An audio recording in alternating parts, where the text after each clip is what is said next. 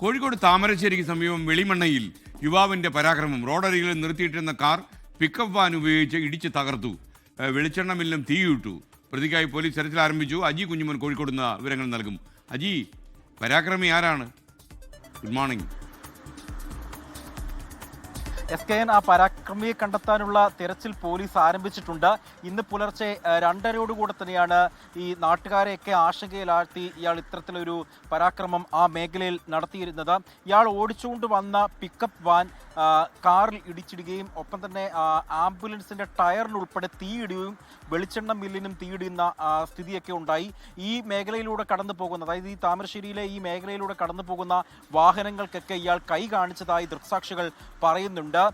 ഇദ്ദേഹം നാട്ടുകാർ ഇയാളെ പിടികൂടാൻ ശ്രമം നടത്തിയെങ്കിലും അപ്പോൾ തന്നെ ഇയാൾ ഓടി രക്ഷപ്പെടുകയായിരുന്നു. എന്താണ് ഈ സംഭവത്തിന് പിന്നിൽ എന്നാണ് പോലീസ് ഇപ്പോൾ അന്വേഷണം നടത്തുന്നത്. പോലീസ് വിശദമായി തന്നെ CCTV കേന്ദ്രീകരിച്ചൊരു അന്വേഷണമാണ് നടത്തുന്നത്. പ്രതിക്കായി ഊർജിത അന്വേഷണവും നടത്തുന്നുണ്ട്. സമീപത്തെ പെട്രോൾ പമ്പിലെ CCTV കേന്ദ്രീകരിച്ചാണ് ഇപ്പോൾ ഈ അന്വേഷണം നടത്തുന്നത്. എന്തുകൊണ്ടാണ് ഇയാൾ ഈ പരാക്രമം നടത്തിയത് എന്നുള്ള കാര്യം ഇപ്പോഴും അവ്യക്തമാണ്. ഏതായാലും പോലീസ് ഈ പ്രതിക്കായി അന്വേഷണം ആരംഭിച്ചിട്ടുണ്ട്. SKN.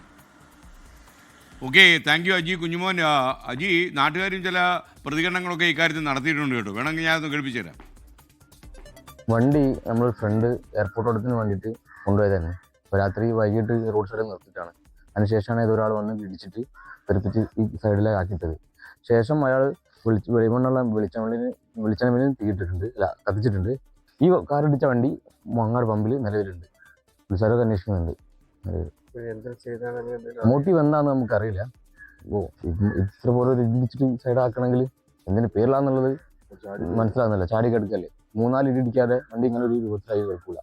രാത്രി സംഭവിച്ച കാര്യങ്ങളാണത്. എന്തായാലും ഈ പരാക്രമി വളരെ വേഗം കണ്ടുപിടിക്കട്ടെ. ലോകത്തെവിടെയായാലും ഏത് സമയത്തും 24 വാർത്തകളും ഓഗ്മെന്റഡ് റിയാലിറ്റി പാക്കേജുകളും എക്സ്പ്ലെയിനറുകളും വിശദമായി കാണാൻ ഞങ്ങളുടെ YouTube ചാനൽ നിങ്ങൾക്ക് സബ്സ്ക്രൈബ് ചെയ്യാം.